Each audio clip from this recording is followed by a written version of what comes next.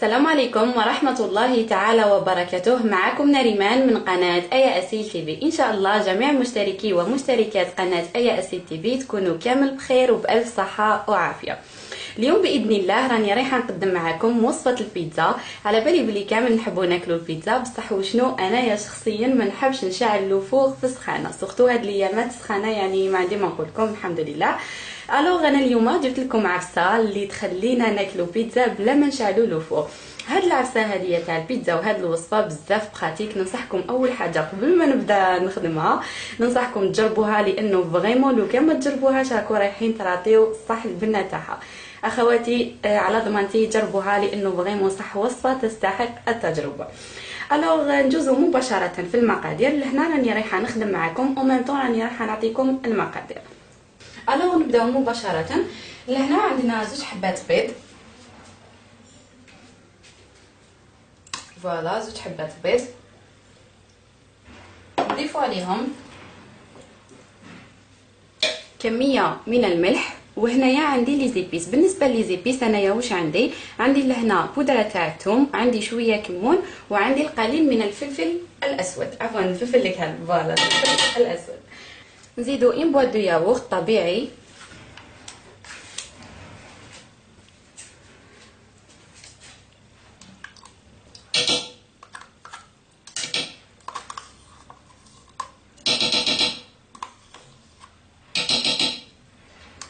ونخلطوا هاد المكونات كامل مع بعضهم.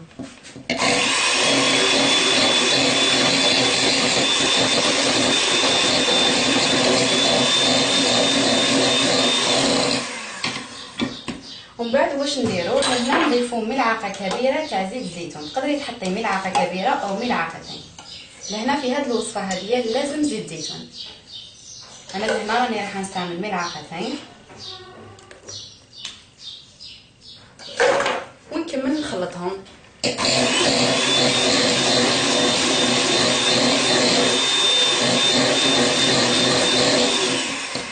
فوالا كيما لاحظتوني انا لهنا خلطتهم لمده نصف دقيقه 30 ثانيه. دوكا ندوزو مباشره للمواد الجافه. لهنا بالنسبه للمواد الجافه عندنا كاس تاع فارينه، هذا هو الكاس اللي موالفين كيلو به في قناه ايا اسيل تي في. عندنا هاد لاكاليتي هاد النوعيه، وعندنا النوعيه الاخرى اللي موالفين نخدموا بها معكم. الوغ نحتاجو كاس، وكيما قلت لكم دائما لازم نغلفلو الفارينه تاعنا.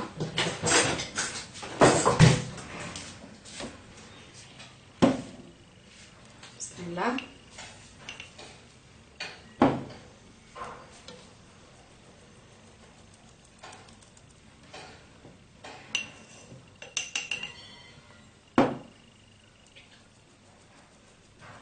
ومن بعد نضيفوا عليها نص باكي تاع لا ليفور، فوالا نص باكي فقط.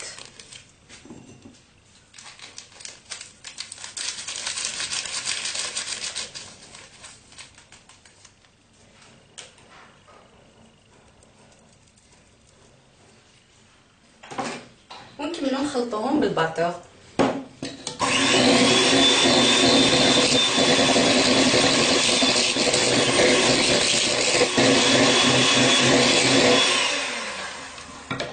خلاص دوكا راني كملت. دوك نوريكم الكثافه تاع الخليط. فوالا ما يجيناش بزاف ثقيل وما يجيش سائل، كيما راك تلاحظوا هذه هي الكثافه تاع الخليط. فوالا ندوزو دوكا مباشره للحشو تاع البيتزا. بالنسبه للحشو انا لهنا راني رايحه ندير حشو سامبل، وانتم تقدروا ديروا اي حشوه يحبوها الاولاد تاعكم او تفضلوها. الوغ لهنا عندي لاصوص طوماط. هاد لاصوص طوماط هذه حضرتها معكم الام تاعي، وقالت لكم باللي كي تكون عندكم كميه كبيره وتستعملوا فقط الكميه اللي تحتاجوها وتبقى لكم كميه، واش نديروا لها؟ نحطوهم في لي ساشي تاع كونجيلاسيون ونحطوهم في الكونجيلاتور. هذه ثاني عفسه بزاف براتيك. الوغ قلت لكم عندي هنايا لاصوص طوماط، هاي ليك هاني جبتها من الكونجيلاتور سخنتها وراهي كيما راكم تلاحظوا. لهنا عندي شرائح من البصل قطعتهم رقاق كامل، وعندي تاني فلفل فوالا فلفل اخضر، واذا كان عندكم فلفل بالالوان راح يجي بزاف شباب تاني في هاد البيتزا هذه. لا ميم شوز قطعوهم رقاق شرائح هكا. وعندي فروماج بورسيون، واللي عندها باغ اكزومبل لو طون تحب دير شيدار تحب دير فروماج روج، هادشي هذا راح يزيد من البنه تاع البيتزا تاعك. الوغ ندوزو مباشره على كيفيه الطياب تاعها. لهنا بالنسبه للكيفيه تاع الطياب كيما انا راني رايحه نستعمل هاد المقله هاديه. كيما راك تلاحظوا هذه هي المقله اللي راني رايحه نطيب فيها البيتزا تاعي. المقله هذه ما تلصقش، الحاجه الاولى ما تلصقش، والحاجه الثانيه ثقيله. الوغ انا ننسيستي عليكم باش تنجحوا في هذه الوصفه هذه، قصدي في طيابها، واش لازم لهنا؟ لازم تكون عندكم مقله ما تلصقش. وإلا كانت المقله تاعك ثقيله بصح تلصق، معليش ديري لها ورق الزبده. هذا الشيء هذا راح يعاونك باش طيبي البيتزا تاعك، لكن ناكد على حاجه، لازم تكون ثقيله. الوغ ندوزو مباشره لتحضير البيتزا تاعنا ونحطوها طيب. فوالا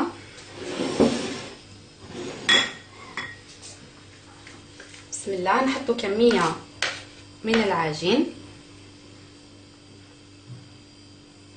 ما شاء الله. ننصحكم اخواتي باش تجربوا هاد البيتزا هذه، راني نقول لكم ونعاود باسكو فريمون صح بزاف رائعه هايله وبخاتيك. فوالا على هذه اللي حبيت اليوم نبريزونطيها معكم.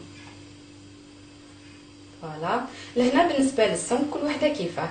الا حبيتيها رقيقه ما تكثريش بزاف لاباط، والا حبيتيها خشينه كثري شويه لاباط. كيما انا راني حنديرها موين. فوالا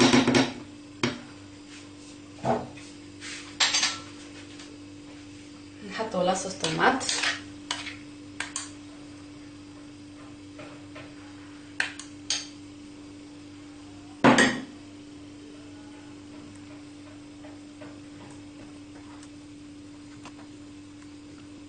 بيتزا سهله وسريعه، سورتو كي تجي من البحر يعني وتحبي توكليهم كاش حاجه وكل حاجه، هذه بزاف براتيك. سي جوست تكون عندك لاصوص طوماط حضرتيها من قبل. ديروا العفسه تاع ماما، حطوهم في ديروا بزاف كونتيتي هكا كبيره وخبيوها في الكونجيلاتور. روحي لابلاج ومن بعد كي تجي ما تخميش كامل على العشاء. فوالا قلت لكم بلي انا لهنا راني حندير بيتزا سامبل، حبيت نحط لها هادو الشرائح تاع البصل، وانتوما ديروا واش حبيتوا.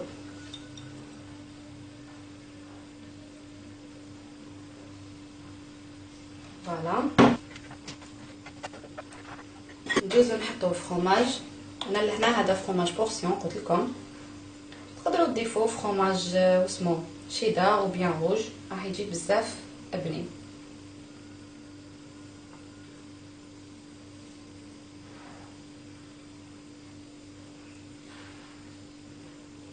ديك البيتزا تاعي خلاص راهي وجدت، دوكا ندوزو مباشره نطيبوها. لهنا بالنسبه للطياب تاعها اكدت لكم على حاجه، انه المقله لازم تكون ثقيله ما تلصقش، وإلا كانت تلصق حطي لها ورق الزبده.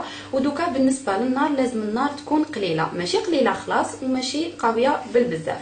الوغ دوك ندوز انايا نحطها فوق النار، نخليها فقط لمده 15 دقيقه. اكد لكم على مده 15 دقيقه، ومن بعد دوزي مباشره شوفيها راكي رايحه تلقاي البيتزا تاعك طايبه. وثاني حبيت نزيد ناكد لكم على حاجه، البيتزا تاعنا ما راناش راح نخلوها هكا، لا رانا رايحين نغطوها. ولهنا كي تغطيها سواء نغطيها كيما انا راني حنغطيها فوالا الغطاء تاع هاد المقله، والا كان ما عندكش هاد الغطاء تاع هاد المقله نورمال غطيها باي حاجه لازم تكون ثقيله. فوالا هذه هي. الو ندوز نحطها انايا طيب ونعاود نرجع لكم ان شاء الله. اي فوالا هاي ليك البيتزا تاعنا بعد ما فاتت عليها مده 15 دقيقه كيما قلت لكم. خلاص راهي واجده، دوك نوريها لكم. بسم الله. هاي ليك ما شاء الله فريمون يعني صدقوني هاد الوصفه هذه انا فريمون نحبها بالبزاف، باسكو حاجه الاولى براتيك وثاني البنه ما شاء الله. الوغ هاي ليك البيتزا تاعنا، دوك نوريها لكم كيفاه جات من تحت.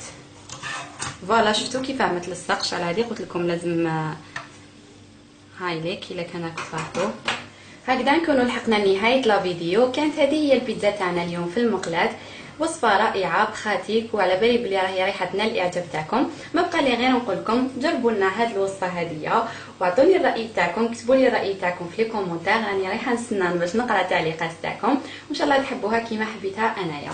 نقطع معكم ان بتي مورسو كيما لاحظتوا تجي ما شاء الله طيابها من تحت ما تتحرق ما والو. المده تاعها 15 دقيقه ماكسيموم. فوالا بسم الله. هاي ليك ما شاء الله، هاوليك طيابها دوك نوريكم ما شاء الله. الوغ دوكا ما بقى لي غير نقول لكم في امان الله حبيباتي، ونتلاقاو ان شاء الله في فيديو واحد اخر مع كيفيه واحده اخرى، وصفه او تدبيره. ونختموا الحلقه تاعنا تاع نهار اليوم بالصلاه والسلام على افضل خلق الله سيدنا ونبينا محمد وعلى اله وصحبه اجمعين. سلام.